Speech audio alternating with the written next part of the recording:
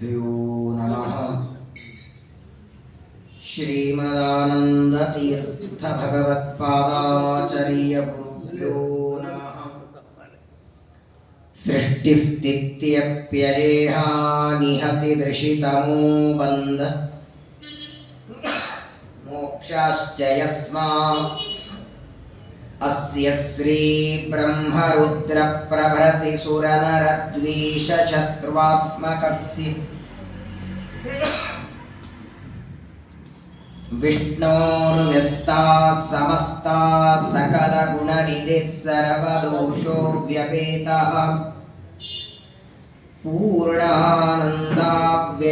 यो गुरुरपि परमश्चिन्तयेतं महन्तम् जन्माद्यस्य यतोऽन्वयादितरतश्चार्थेष्वभिज्ञस्वराट् तेने ब्रह्महृदाय आदिकवये मुह्यन्ति यं सूरयः तेजो वारिमृदां यथा विनिमयो यत्र त्रिसर्गो मृषाम् धाम्ना स्वेन सदा निरस्तकुहकं सत्यं परं धीमहि निगमकल्पतरोर्गलितं फलं शुकमुखादमृतद्रवसंयुतं पिबत भागवतं रसमालयं मुहुरहो रसिकाः भुवि भावुकाः श्रीशाङ्घ्रिभक्तिं हरिदासदास्यं प्रपन्नमन्त्रार्थदृढैकनिष्ठां गुरोस्मृतिं निर्मलबोधबुद्धिं प्रदेहि मातः परमं पदं श्रीः धर्मविज्ञानवैराग्यपरमैश्वर्यशालिनः आनन्दतीर्थ भगवत्पादान् वन्दे निरन्तरम् भवति यदनुभावादेडमूकोऽपि वाग्मि जडमतिरपि जन्तुः जायते प्राज्ञमौलिः सकलवचनचेतो देवता भारती सा मम वचसि निधत्तां सन्निधिं मानसे च नमोऽस्तु तात्विका देवाः विष्णुभक्तिपरायणाः धर्ममार्गे प्रेरयन्तो भवन्तः सर्वदेवैः वक्रतुण्डमहाकाय सूर्यकोटिसमप्रभ निर्विघ्नं कुरु मे देव सर्वकार्येषु सर्वदा आपादमौलिपर्यन्तं गुरूणामाकृतिं स्मरेत् तेन विघ्नाः प्रणश्यन्ति सिद्ध्यन्ति च मनोरथाः श्रीगुरुभ्यो नमः। पातालमेतस्य हि पादमूलं पठन्ति पार्ष्णिः प्रपदे रसातलं महातलं विश्वसृजस्तु गुल्पौ तलातलं वै पुरुषस्य जङ्घे स्वस्त्यस्तु सताम् अशेषसन्मङ्गलानि भवन्तु श्लोकैकश्रवणपठनमात्रेण कथा वक्तुश्च श्रोतॄणां निखिलकलिकतकल्मषापनूतनपटुतरे मोक्षाद्यखिलपुरुषार्थसाधनीभूते श्रीमद्भागवते महापुराणे यत्किञ्चित् पूर्वोक्तप्रमेयानुवादः हरिः ओं हरिः ओं हरिः ओं। ಶ್ರೀ ಗುರುಭ್ಯೋ ನಮಃ. ಜ್ಞಾನಿಗಳಾದ ರುದ್ರದೇವರ ಅವತಾರಭೂತರಾದ ಶುಕಾಚಾರ್ಯರು ಪರೀಕ್ಷಿತ ಮಹಾರಾಜರ ಅಂತ್ಯಕಾಲದ 7 ದಿನದ ಆಯುಷ್ಯದ ಸಾರ್ಥಕತೆಗಾಗಿ ಭಾಗವತ ಉಪದೇಶ ಮಾಡುವುದಕ್ಕೆ ಬಂದಿದ್ದಾರೆ. ರಮ್ಯವಾದ ಗಂಗಾ ನದಿಯ ದಂಡೆಯಲ್ಲಿ ಮಧ್ಯದಲ್ಲಿ ಪರೀಕ್ಷಿತ ರಾಜರು ಪ್ರಾಯೋಪವೇಶಕ್ಕೆ ಕೂತಿದ್ದಾರೆ.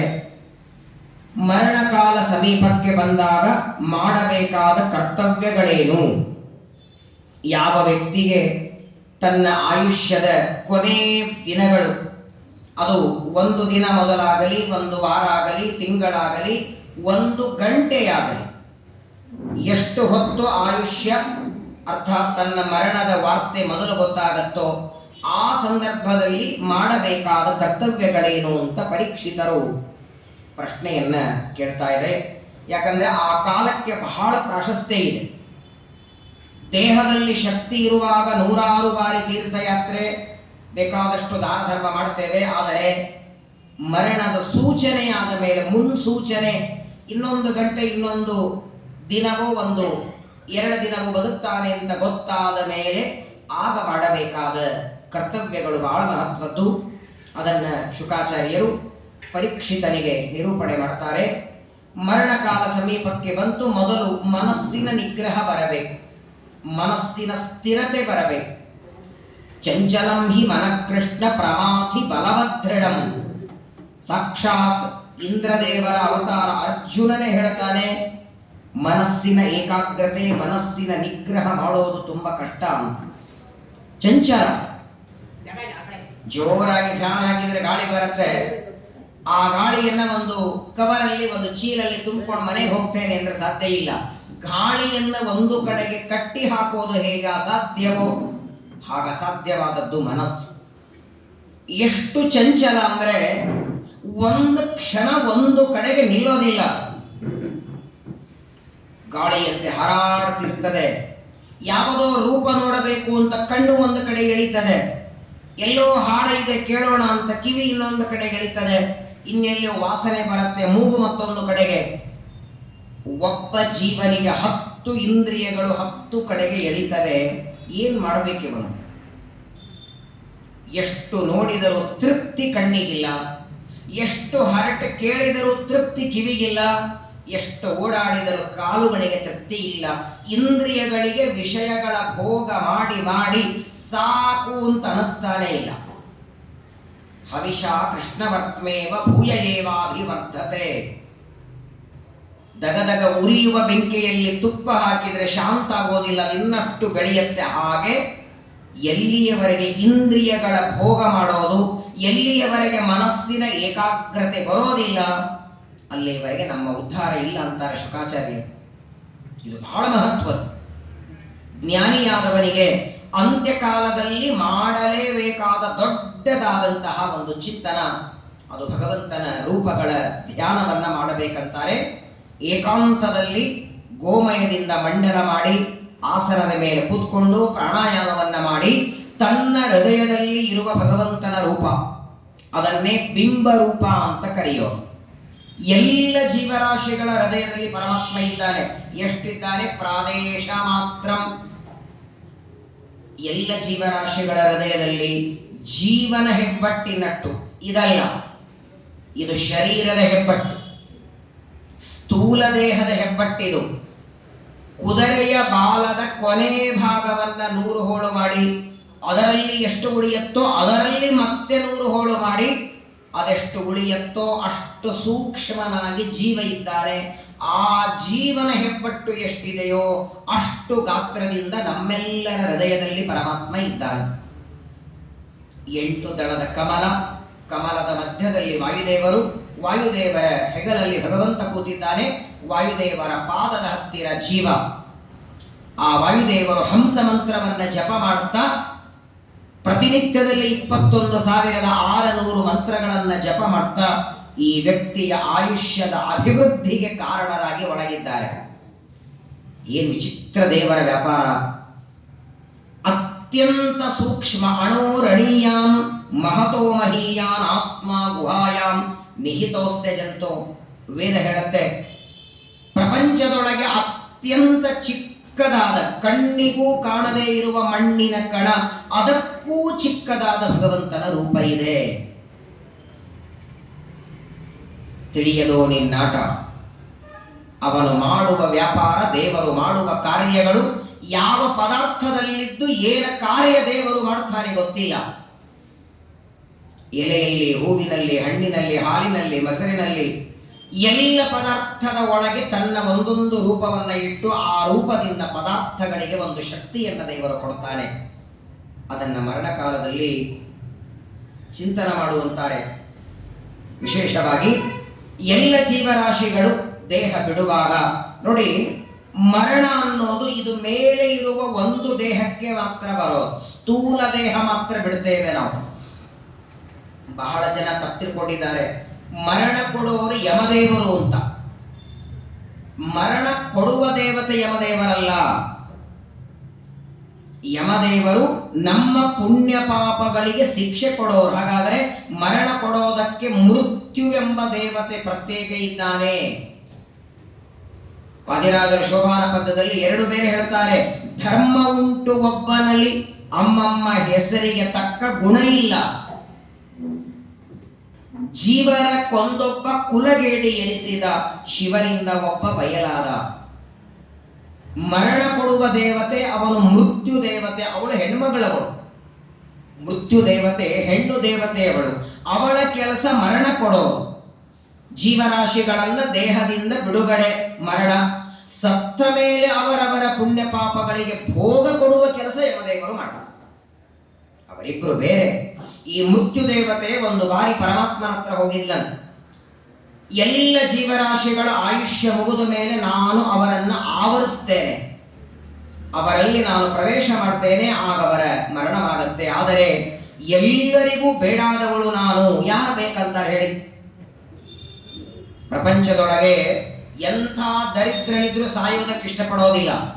ಹಾಗಾಗಿ ಈ ಮೃತ್ಯು ದೇವತೆಯನ್ನ ನಮ್ಮ ಮನೆಗೆ ಬಾ ಅಂತ ಕರೆಯೋರೇ ಇಲ್ಲ.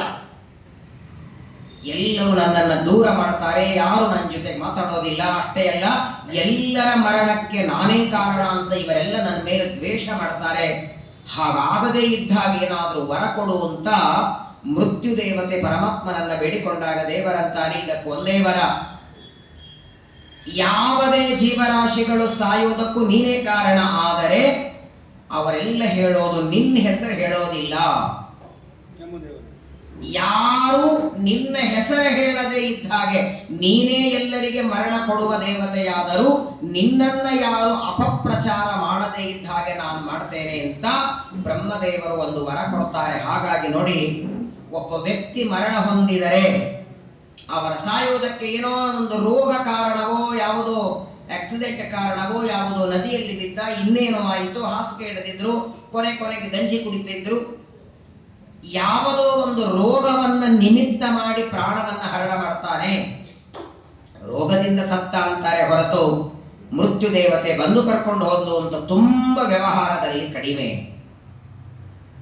ಎಷ್ಟು ವ್ಯವಸ್ಥೆ ಮಾಡ್ತಾರೆ ನೋಡಿ. ಒಂದು ಮನೆ ಕಟ್ಟಿ ನೀವು ಬಾಡಿಗೆ ಕೊಡ್ತೀರಿ. ಆ ಬಾಡಿಗೆಗೆ ಕೊಡಬೇಕಾದ್ರೆ ಯಾವ ವ್ಯಕ್ತಿಗೆ ಕೊಡ್ತೀರಿ, ಅವನಿಗೆ ಬೀಗದ ಕೈ ಕೊಡುವಾಗ ಒಂದು ಮಾತು ಹೇಳ್ತೇವೆ. ಅಡ್ವಾನ್ಸ್ ತಗೊಂಡಿರ್ತೀರಿ, ತಿಂಗಳಿಗೆ 20,000 ಬಾಡಿಗೆ. ಈ ಮನೆಯನ್ನ ನೀವು ಇಲ್ಲಿರೋವರೆಗೆ ನಿಮ್ಮದಂದುಕೊಳ್ಳಿ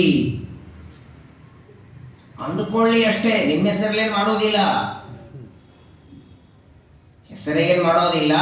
ಈ ಮನೆಯಲ್ಲಿ ಇರೋವರೆಗೆ ನಿಮ್ಮದು ಥರ, ಅಂದ್ರೆ ಎಲ್ಲ ಕಡೆಗೆ ಸ್ವಚ್ಛ ಕಸವಾಗಿಟ್ಟುಕೊಂಡು ಇದು ನಿಮ್ಮದಿದ್ದಂತೆ ನೋಡ್ಕೊಳ್ಳಿ ಅಂತ ಕೊಡ್ತೀವಲ್ಲ.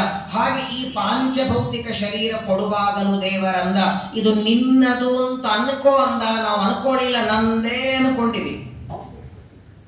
ಹಾಗಾಗೇನೆ ಇದನ್ನು ಬಿಡುವಾಗ ದುಃಖವಾಗತ್ತೆ. ಇದನ್ನು ಕೊಡುವಾಗಲೇ ಹೇಳಿದ್ದ ದೇವರು, ಯಾವ ಕ್ಷಣ ಇದನ್ನು ನಾನು ಬಿಡುವಂತೆ ರೆಡಿ ಇರ್ಬೇಕು ನೀನು. 10 ವರ್ಷಕ್ಕೆ ಹೇಳ್ತೀನೋ, 20 ವರ್ಷಕ್ಕೆ ಹೇಳ್ತೀನೋ, 28 ವರ್ಷಕ್ಕೋ, 108 ವರ್ಷಕ್ಕೋ, 80 ವರ್ಷಕ್ಕೋ, ಯಾವ ಕ್ಷಣದಲ್ಲಿ ಸ್ನಾನ ಮಾಡಿದಾಗಲೋ, ಬಟ್ಟೆ ಹಾಕೊಂಡಾಗಲೋ, ಮನೆಯಲ್ಲಿದ್ದಾಗಲೋ, ಹೊರಗಿದ್ದಾಗಲೋ, ಪೂಜೆ ಮಾಡುವಾಗಲೋ, ಆಟೋದಲ್ಲಿ ಹೋಗುವಾಗಲೋ, ಯಾವ ಕ್ಷಣದಲ್ಲಿ ನಾನು ಕರೀತೇನೆ ಹೊರಡಬೇಕು, ಇನ್ನೊಂದು ಅರ್ಧ ಗಂಟೆ ಬಿಟ್ಟು ಬರ್ತೇನೆ ಅಂದ್ರೆ ಕಾಯೋದಿಲ್ಲ. ಅನಿತ್ಯವಾದದ್ದು, ಅಶಾಶ್ವತವಾದದ್ದು, ನೀರಿನ ಮೇಲೆ ಬರುವ ಗುಳ್ಳೆಯಂತೆ ಅನಿತ್ಯ. ಆದರೂ ಎಷ್ಟು ಅಭಿಮಾನ ಪಡ್ತಾನೆ. ನನ್ನ ಶರೀರ ಅಂತಾನೆ. ತನ್ನ ದೇಹಕ್ಕೆ ಒಳ್ಳೊಳ್ಳೆ ಬಟ್ಟೆ ಬೇಕು, ತನ್ನ ದೇಹಕ್ಕೆ ಬೆಚ್ಚಗೆ ಸ್ವೆಟರ್ ಬೇಕು, ತನಗೆ ಒಳ್ಳೆ ಗೋಡಂಬಿ ದ್ರಾಕ್ಷಿ ಊಟ ಬೇಕಾದ್ರೆ ಬರೋದು ಎಷ್ಟು ದಿನ ಈ ಶರೀರ? ಒಂದಿಲ್ಲ ಒಂದಿನ ಇದರ ಬಿಟ್ಟು ಪರಲೋಕಕ್ಕೆ ಹೋಗುವಾಗ ಮತ್ತೆ ಯಮದೂತರ ಕೇಳ್ತಾರೆ, ಏನ್ ಮಾಡಿದಿ? ನಿನಗೆ ಕೊಟ್ಟ ಮಾನವ ಶರೀರದಲ್ಲಿ ನೀನು ಮಾಡಿದ್ದೇನು? ಹಾಗಾಗಿ ದೇವರು ಎಲ್ಲ ಜೀವರಾಶಿಗಳ ಒಳಗೆ ಇದ್ದು ಒಂದು ರೂಪದಿಂದ ಬಿಂಬ ರೂಪದಿಂದ ಒಳಗಿದ್ದು ಸಕಲ ಕಾರ್ಯ ಮಾಡ್ತಾನೆ. ಅದೇ ಭಗವಂತ ಇನ್ನೊಂದು ರೂಪದಿಂದ ಇಡೀ ಬ್ರಹ್ಮಾಂಡದಲ್ಲಿ ತುಂಬಿದ್ದ.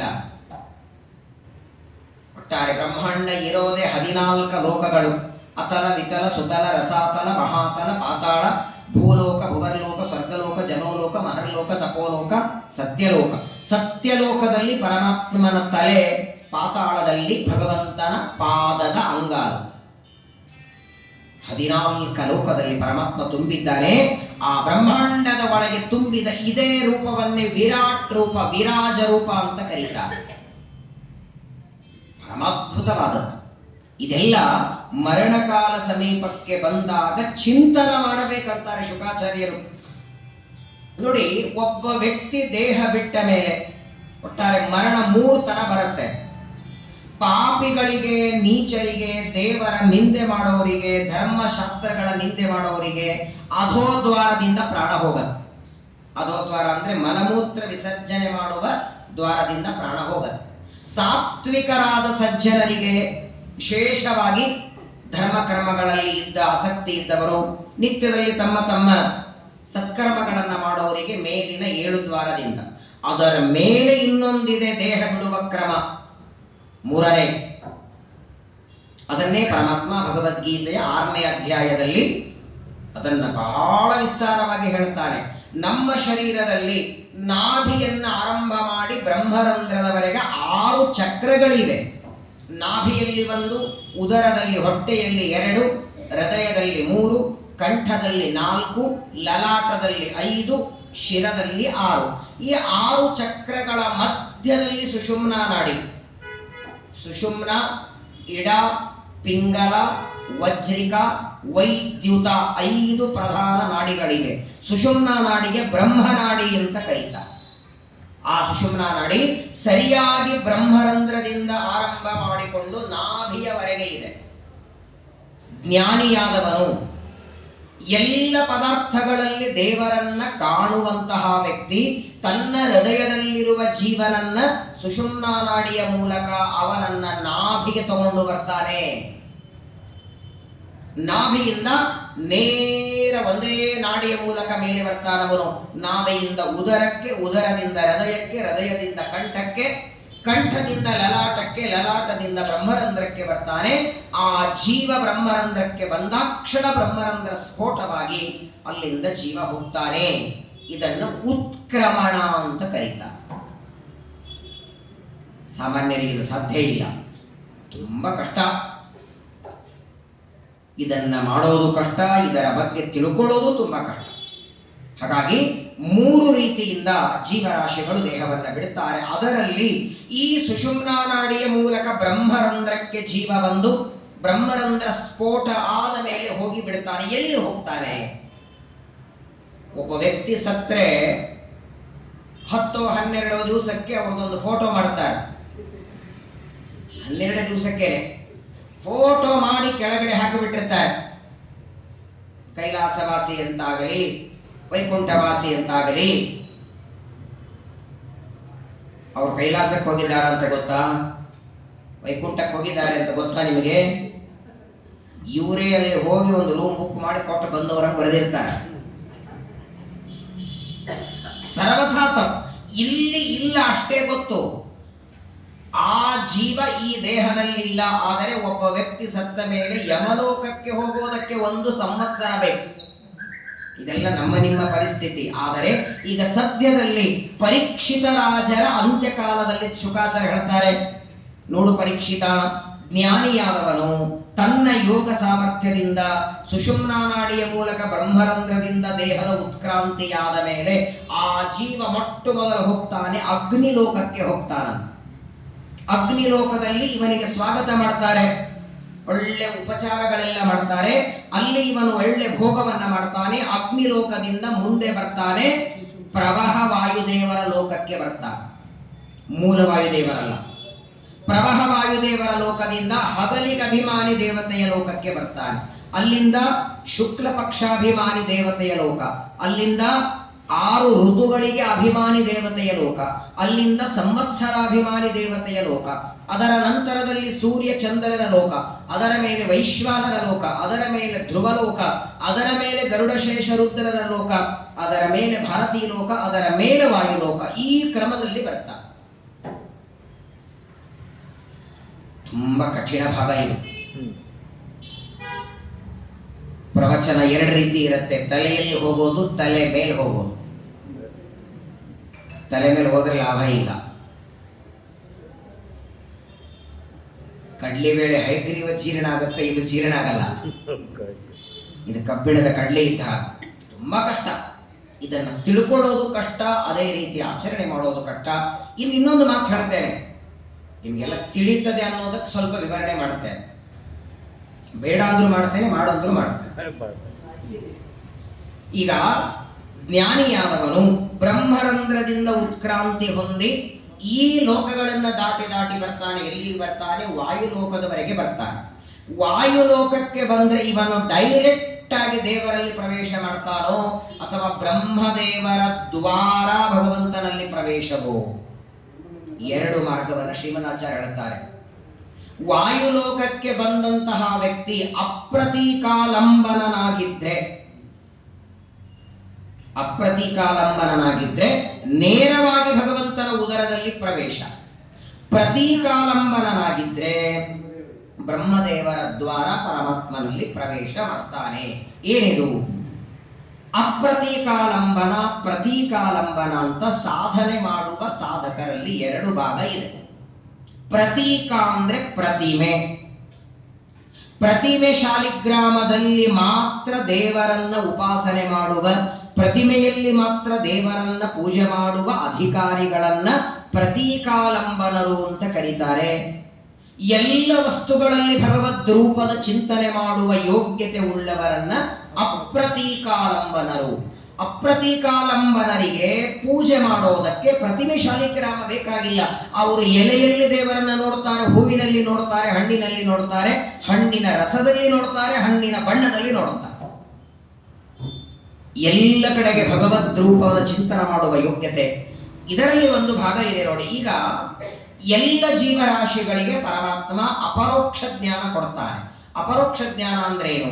ನಮ್ಮಲ್ಲಿ 2 ಶಬ್ದ ಇದೆ, ಪರೋಕ್ಷ, ಅಪರೋಕ್ಷ.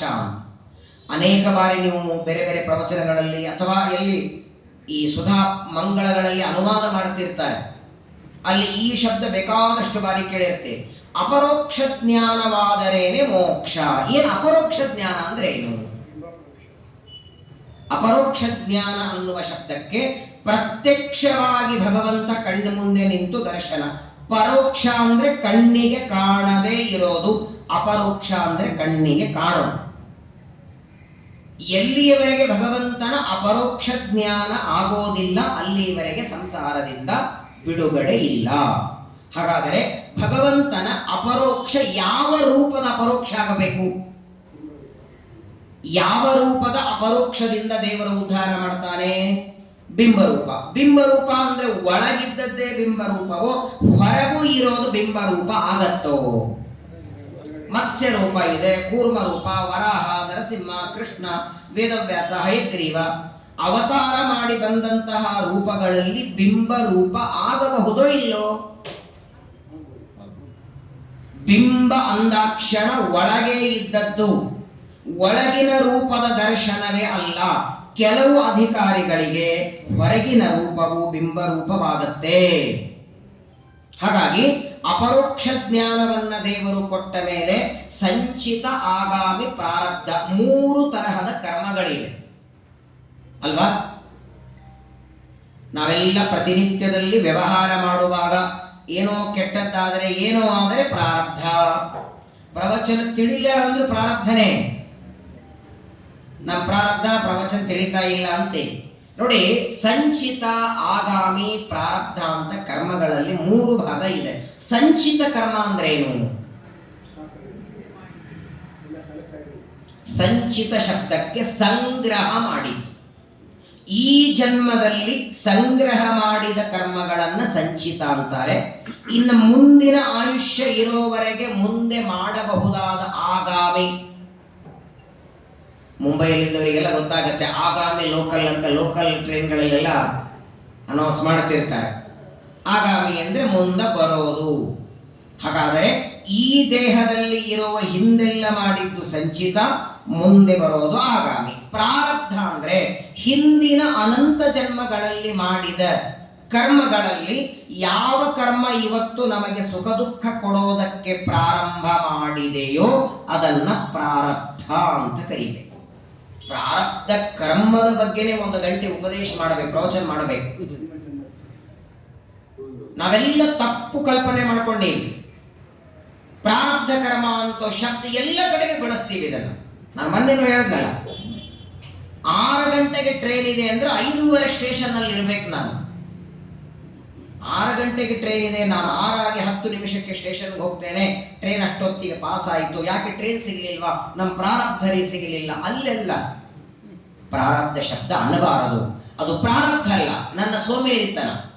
ಎದ್ದು 6 ಗಂಟೆ ಒಳಗೆ ಹೋಗದೇ ಇರೋದು ನನ್ನ ತಪ್ಪದು. ಶ್ರೀಮದಾಚಾರ್ಯರು ಅಣುಭಾಷ್ಯದಲ್ಲಿ ಪ್ರಾರಬ್ಧ ಕರ್ಮಣೋನ್ಯಸ್ಯ ಜ್ಞಾನಾದೇವ ಪರೀಕ್ಷೆಯ ಇದು ನೋಡಿ. ಈ ಮಂತ್ರಾಕ್ಷತೆ ಬುಟ್ಟಿಯೊಳಗೆ ಒಂದು 4 ಮುಷ್ಟಿ ಮಂತ್ರಾಕ್ಷತೆ ಇದೆ. ಸುಮ್ಮನೆ ಉದಾಹರಣೆ ಹೇಳುತ್ತೆ, 4 ಮುಷ್ಟಿ ಇದೆ. ಅದರಲ್ಲಿ ನಾನು 1 ಮುಷ್ಟಿ ತೆಗೆದರೆ ಇದರಲ್ಲಿ ಎಷ್ಟು ಉಳಿತು? 3. ಇನ್ನೊಂದು ತೆಗೆದರೆ 2, ಇನ್ನೊಂದು ತೆಗೆದರೆ 1, ಅದು ತೆಗೆದರೆ ಅಂತೂ ತೆಗೆದಂಗೆ ಇದು ಖಾಲಿ ಆಗತ್ತೋ ಇಲ್ಲೋ. ಹಾಗೆ ಇನ್ನೊಂದು ಬುಟ್ಟಿ ಇದೆ, ಅದರಲ್ಲಿ ನಮ್ಮ ಪ್ರಾರಬ್ಧ ಇದೆ ಅಂತ ಇಟ್ಕೊಳ್ಳಿ. ನಮ್ಮ ಪ್ರಾರಬ್ಧ ಕರ್ಮಗಳು ಅದು ಎಷ್ಟಿದೆ? ಮಂತ್ರಾಕ್ಷತೆ ಇದ್ದಂಗೆ ಒಂದು 4 ಮುಷ್ಟಿ ಇದೆ. 4 ಮುಷ್ಟಿ ನಮ್ಮ ಪ್ರಾರಬ್ಧದಲ್ಲಿ 2 ಮುಷ್ಟಿಯನ್ನ ತೆಗೆದು ದೇವರು ಕೊಡ್ತಾನೆ. ಎದಕ್ಕೆ? ಭೋಗ ಮಾಡಲಿಕ್ಕೆ. ಭೋಗ ಮಾಡಲಿಕ್ಕೆ 2 ಮುಷ್ಟಿ ಕೊಡುತ್ತಾನೆ. ಆಗ ಬುಟ್ಟಿಯಲ್ಲಿ ಎಷ್ಟು ಉಳಿಬೇಕು? ಹೌದೋ ಇಲ್ಲೋ? 2 ಮುಷ್ಟಿ ಭೋಗಕ್ಕೆ ಕೊಟ್ಟಾಗ 2 ಮುಷ್ಟಿ ಉಳಿಬೇಕು.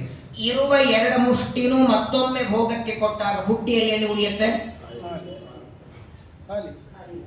ಆದರೆ ಪ್ರಾರಬ್ಧ ಖಾಲಿ ಆಗೋದಿಲ್ಲ.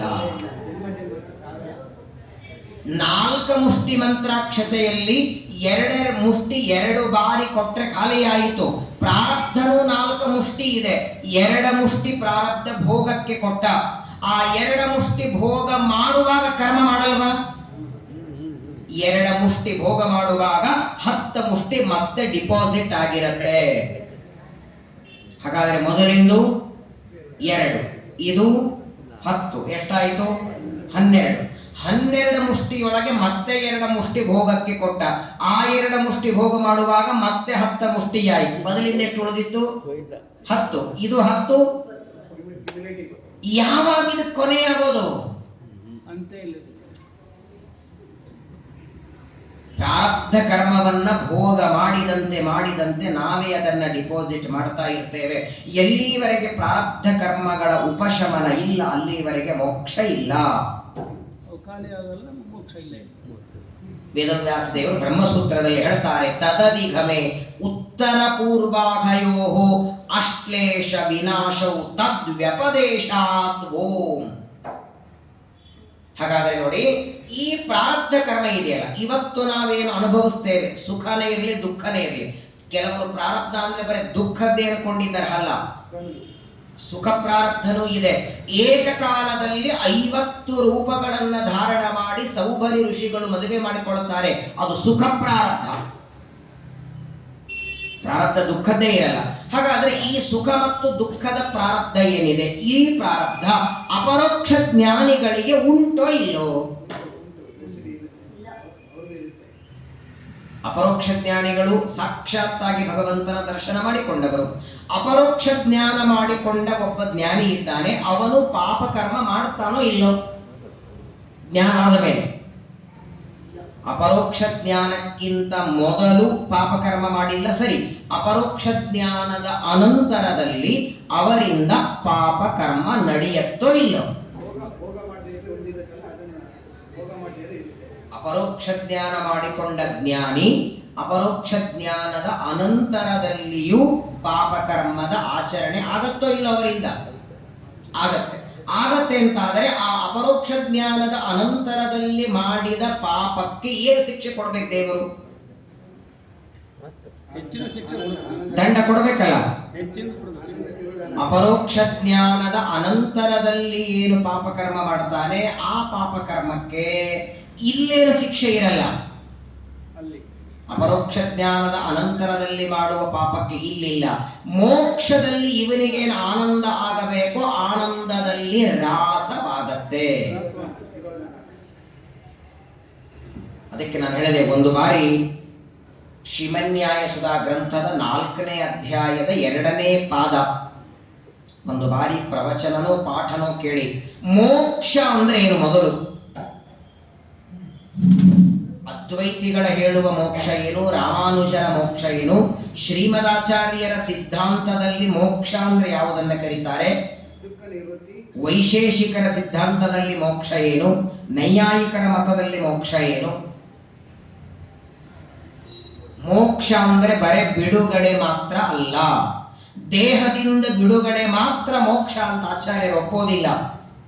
ಶ್ರೀಮದಾಚಾರ್ಯರ ಸಿದ್ಧಾಂತದಲ್ಲಿ ಮೋಕ್ಷ ಅಂದ್ರೆ ಮುಕ್ತಿ ನೈಜ ಸುಖಾನುಭೂತಿ ಅಮಲಾ ಭಕ್ತಿಶ್ಚ ತತ್ ಸಾಧನಂ ಹೆಕ್ಷಾದಿ ತ್ರಿತಯಂ ಪ್ರಮಾಣಮಖಿಲಾಂ ನ್ಯಾಯೈಕ ವೇದ್ಯೋ ಹರಿಹಿ. ವ್ಯಾಸತೀರ್ಥ ವ್ಯಾಸರಾಜರು ಒಂದೇ ಶ್ಲೋಕದಲ್ಲಿ ಆಚಾರ್ಯರ ಸರ್ವಮೂಲ ಗ್ರಂಥ ಹೇಳ್ತಾರೆ, ಮೋಕ್ಷ ಅಂದ್ರೆ ನಮ್ಮ ನಮ್ಮ ಸ್ವರೂಪದಲ್ಲಿ ಇರುವ ಆನಂದದ ಅನುಭವ.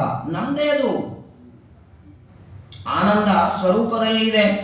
ಜೀವನ ಸ್ವರೂಪದಲ್ಲಿ ಇರುವ ಆನಂದ ಅವನ ಸ್ವರೂಪದಲ್ಲಿ ಇದ್ದದ್ದು ಅನುಭವಕ್ಕೆ ಬರ್ತಿಲ್ಲ. ಯಾಕೆ ಬರ್ತಿಲ್ಲ? ಆನಂದದ ಮೇಲೆ ಆವರಣಗಳಿವೆ. ಒಂದು ರತ್ನ ಇದೆ, ಪಳ ಪಳ ಪಳ ಪಳ ಹೊಳೆಯುವ ರತ್ನ. ಆ ರತ್ನದ ಮೇಲೆ 5-6 ಬಟ್ಟೆಗಳನ್ನು ಮುಚ್ಚಿ ಅದರ ಮೇಲೆ ಒಂದು ಪಾತ್ರೆಯನ್ನು ಮುಚ್ಚಿಟ್ರೆ ಅದರ ಪ್ರಕಾಶ ಹೊರಗಿಲ್ಲ, ಬರೋದಿಲ್ಲ. ಯಾಕೆ ಪ್ರಕಾಶ ಬರಲಿಲ್ಲ ಅಂದ್ರೆ ಆ ರತ್ನದ ಪ್ರಕಾಶ ಬರೋದಕ್ಕೆ ಮೇಲ್ಗಡೆ ಆವರಣ, ಅದನ್ನು ಒಂದೊಂದು ತಗದಂತೆ ಅದರ ಪ್ರಕಾಶ ಬರುತ್ತಲ್ಲ. ಹಾಗೆ ಜೀವನಿಗೆ ಅವನ ಸ್ವರೂಪದಲ್ಲಿ ಏನು ಆನಂದ ಇದೆಯೋ ಅದರ ಅನುಭವ ಯಾಕೆ ಬರುತ್ತಿಲ್ಲ? ಅದರ ಮೇಲೆ ಆವರಣಗಳು, 7 ಆವರಣ. ಮೊದಲನೇದ್ದು ಅವಿದ್ಯಾ, 2ನೇದ್ದು ಕಾಮ, 3ನೇದ್ದು ಕರ್ಮ, 4ನೇದ್ದು ಲಿಂಗದೇಹ, 5ನೇದ್ದು ಸಗುಣಾಚ್ಛಾದಿಕ, 6ನೇದ್ದು ಪರಮಾಚ್ಛಾದಿಕ, 7ನೇದ್ದು ಭಗವಂತನ ಇಚ್ಛಾ. ಈ 7 ಆವರಣಗಳಿದ್ದದ್ದಕ್ಕೆ ಸ್ವರೂಪದಲ್ಲಿಯ ಆನಂದದ ಅನುಭವ ಬರ್ತಿಲ್ಲ. ಹಾಗಾದ್ರೆ ನಾವು ಮಾಡುವ ಎಲ್ಲ ಸಾಧನೆಗಳು ಆವರಣೆಗಳನ್ನ ಪರಮಾತ್ಮ ದೂರ ಮಾಡ್ತಾನೆ. ಆಗ ನಮ್ಮ ಸ್ವರೂಪದಲ್ಲಿಯ ಆನಂದದ ಅನುಭವ ಕೊಡ್ತಾನೆ.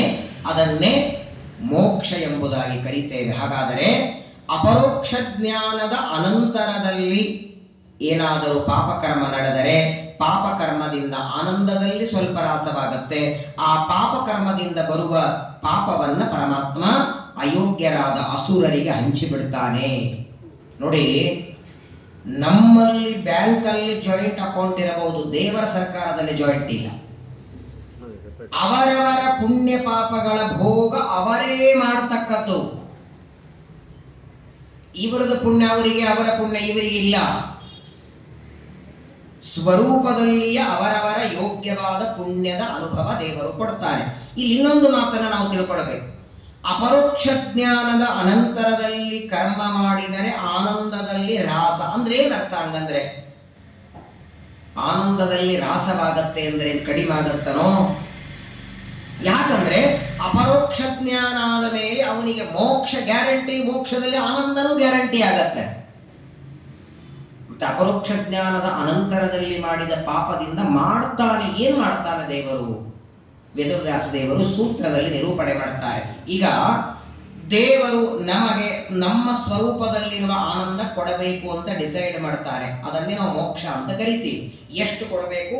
ನಮ್ಮ ಸ್ವರೂಪದಲ್ಲಿ ಇರುವ 100% ಆನಂದದಲ್ಲಿ 60% ಆನಂದ ಅಪರೋಕ್ಷ ಜ್ಞಾನದಿಂದ ಫಿಕ್ಸ್ ಆಗಿರುತ್ತೆ.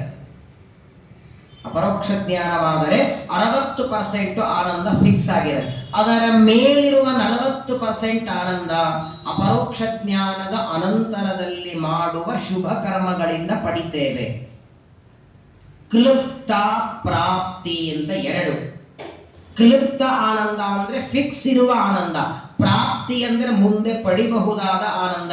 ಅಪರೋಕ್ಷ ಜ್ಞಾನದ ಅನಂತರದಲ್ಲಿ ಶುಭ ಕರ್ಮಗಳನ್ನ ಮಾಡಿ ಅದರಿಂದ ಪಡಿಬೇಕಾದ ಆನಂದದಲ್ಲಿ ಪರಮಾತ್ಮ ರಾಸ ಮಾಡುತ್ತಾನೆ. ಯಾವಾಗ ಉತ್ತಮರ ಜ್ಞಾನಿಗಳ ನಿಂದೆ ಮಾಡಿದರೆ ಅಥವಾ ನಾನಾ ತರಹದ ಭಗವದ್ವೇಷ ಯಾವುದೋ ಒಂದು ಪಾಪಕರ್ಮ ನಡೆದರೆ ಆಗ ಪರಮಾತ್ಮ ಅದನ್ನ ರಾಸ ಮಾಡುತ್ತಾನೆ. ತುಂಬ ಕಠಿಣವಾದ ವಿಚಾರಗಳೆಲ್ಲ ಶುಕಾಚಾರ್ಯರು ಪರೀಕ್ಷಿತನಿಗೆ ನಿರೂಪಣೆಯನ್ನು ಮಾಡ್ತಾರೆ. ಇದೆಲ್ಲವನ್ನ ಮರಣಕಾಲದಲ್ಲಿ ಚಿಂತನ ಮಾಡಬೇಕು. ಈಗ ನೀವು ಮೈಸೂರಿಗೆ ಹೋಗಬೇಕು ಅಂತ ಇಚ್ಛೆ ಇದೆ, ಯಾವ ಬಸ್ಸಿನ ಮೇಲೆ ಮೈಸೂರು ಅಂತ ಬೋರ್ಡ್ ಹಾಕ್ತಾರೆ, ಒಳಗೆ ಹೋಗಿ ಕೂತ್ಕೊಳ್ತೀರಿ, ಟಿಕೆಟ್ ತಗೊಳ್ತೀರಿ. ಬೆಂಗಳೂರು ಸ್ಯಾಟಲೈಟ್ ಅಲ್ಲಿ ಮಲಗಿದರೆ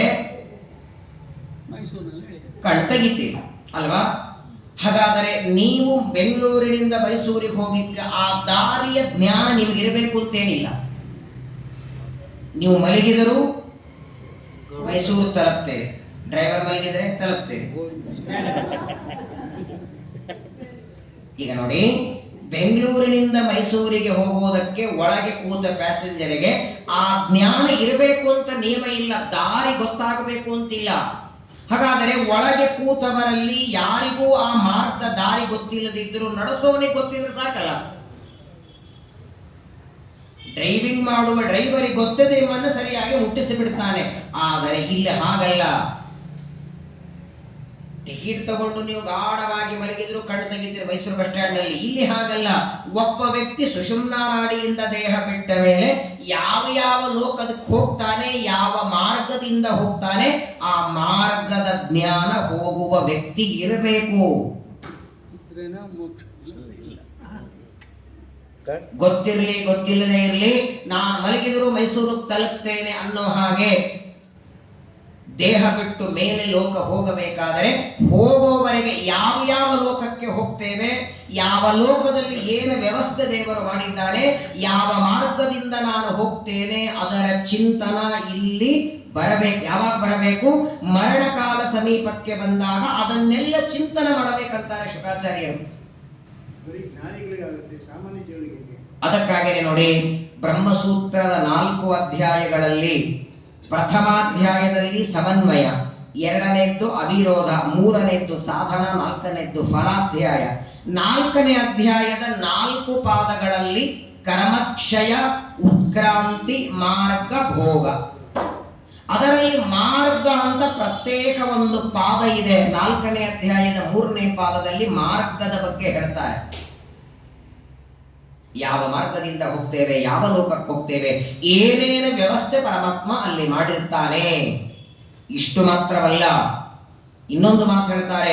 ಯಾವ ವ್ಯಕ್ತಿ ತಾನು ಮರಣವನ್ನು ಹೊಂದುತ್ತಾನೆ, ಮರಣಕಾಲ ಸಮೀಪಕ್ಕೆ ಬಂತು ಅಂದ್ರೆ ಆ ವ್ಯಕ್ತಿ ಎಲ್ಲ ದೇವತೆಗಳು ತಮಗಿಂತ ಉತ್ತಮರಲ್ಲಿ ಪ್ರವೇಶ ಮಾಡ್ತಾರೆ. ಅದನ್ನೇ ಲಯ ಅಂತೇವೆ ನಾವು. 2 ಇದೆ, ಒಂದು ಸೃಷ್ಟಿ ಚಿಂತನ, ಇನ್ನೊಂದು ಲಯ ಚಿಂತನ. ಪ್ರಾತಃ ಕಾಲದಲ್ಲಿ ಎದ್ದಾಕ್ಷಣ ಸೃಷ್ಟಿ ಚಿಂತನ ಮಾಡಬೇಕಂತ. ಸೃಷ್ಟಿ ಚಿಂತನ ಅಂದ್ರೆ ಪರಮಾತ್ಮನ ನಾಭಿಯಿಂದ ಬ್ರಹ್ಮದೇವರು ಹುಟ್ಟಿದರು, ಬ್ರಹ್ಮದೇವರ ದೇಹದಿಂದ ದೇವತೆಗಳು, ಯಾರಿಂದ ಯಾರು ಹುಟ್ಟಿದರು ಅನ್ನುವ ಚಿಂತನ ಸೃಷ್ಟಿ ಚಿಂತನ. ಯಾರಲ್ಲಿ ಯಾರು ಪ್ರವೇಶ ಮಾಡುತ್ತಾರೋ ಅದೇ ಲಯ ಚಿಂತನ. ದೇವತೆಗಳಿಗೆ ನಮ್ಮ ಹಾಗೆ ಶರೀರ ಬಿಡುವ ಮರಣ ಇಲ್ಲ. ಮರಣ ಮನುಷ್ಯರಿಗೆ ಮರಣ ಬೇರೆ, ಪ್ರಾಣಿಗಳಿಗೆ ಬೇರೆ, ಪಕ್ಷಿಗಳಿಗೆ ಬೇರೆ, ಕ್ರಿಮಿಕೀಟಗಳಿಗೆ ಬೇರೆ. ಜನ್ಮ ಮರಣ 2 ಬೇರೆ ಇದೆ. ನೋಡಿ, ನಾವೆಲ್ಲರೂ 9 ತಿಂಗಳು ಗರ್ಭದಲ್ಲಿ ಇದ್ದು ಹುಟ್ಟಿ ಬರ್ತೇವೆ. ಜರಾಯುಜ, ಒಟ್ಟಾರೆ ನಮ್ಮಲ್ಲಿ ಹುಟ್ಟಿ ಬರುವ ಜೀವರು 4 ತರ ಇದ್ದಾರೆ. ಸ್ವೇದಜ, ಅಂಡಜ, ಉದ್ಬೀಜ, ಜರಾಯುಜ. ಸ್ವೇದಜ, ಸ್ವೇದ ಅಂದ್ರೆ ಬೆವರು. ಬೆವರಿನಿಂದ ಎಷ್ಟೋ ಕ್ರಿಮಿಕೀಟಗಳೆಲ್ಲ ಹುಟ್ಟುತ್ತವೆ. ಅವುಗಳ ಹುಟ್ಟೋದಕ್ಕೆ ಗರ್ಭವಾಸ ಬೇಕಾಗಿಲ್ಲ, ಅವುಗಳ ಹುಟ್ಟೋದಕ್ಕೆ ತಂದೆ ತಾಯಿಗಳು ಬೇಕಾಗಿಲ್ಲ. ಕೇವಲ ಬೆವರಿನಿಂದ ಕ್ರಿಮಿಗಳು ಹುಟ್ಟುತ್ತವೆ. ಅವುಗಳನ್ನ ಸ್ವೇದಜ ಅಂತ ಕರೆಯೋ. ಇನ್ನು ಕೆಲವು ಪಕ್ಷಿಗಳು ನೇರವಾಗಿ ಗರ್ಭದಿಂದ ಮಗುವಾಗಿ ಬರಲ್ಲ, ಮೊದಲು ತತ್ತೆಯಾಗಿ ಅಂಡವಾಗಿ ಬಂದು ಮಗುವಾಗತ್ತೆ. ಅವುಗಳನ್ನ ಅಂಡಜ ಅಂತ ಕರೀತಾರೆ.